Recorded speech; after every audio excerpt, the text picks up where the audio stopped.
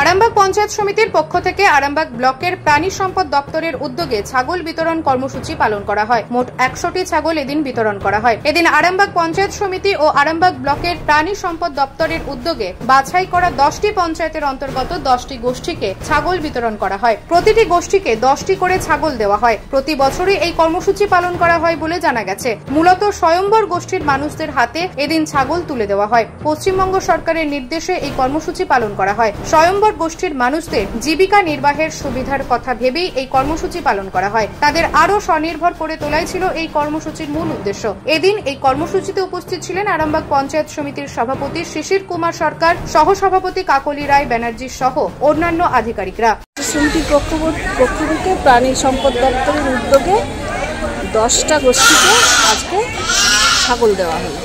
স্বয়ম্বর গোষ্ঠী 10টা পঞ্চায়েতকে বাছা হয়েছে। প্রতি বছরই আমাদের দেওয়া হয়। এবছর যে পঞ্চায়েত গত বছরে পেয়েছে তাদেরকে বাদ দিয়ে ধরুন 10টা পঞ্চায়েতকে বাছা হয়েছে। 10টা পঞ্চায়েতের 10টা গোষ্ঠীকে আজকে ছাগল।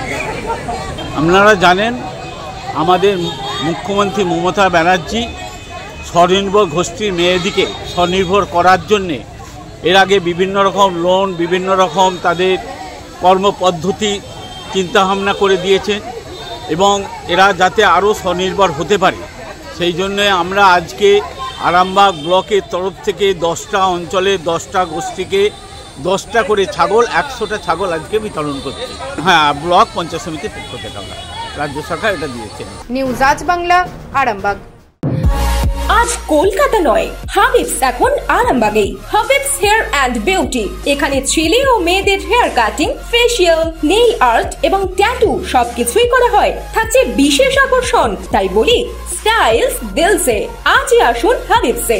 আমাদের ঠিকানা গৌরহাটি মোড়, আরামবাগ। যোগাযোগ 6291525900 অথবা 7439772785।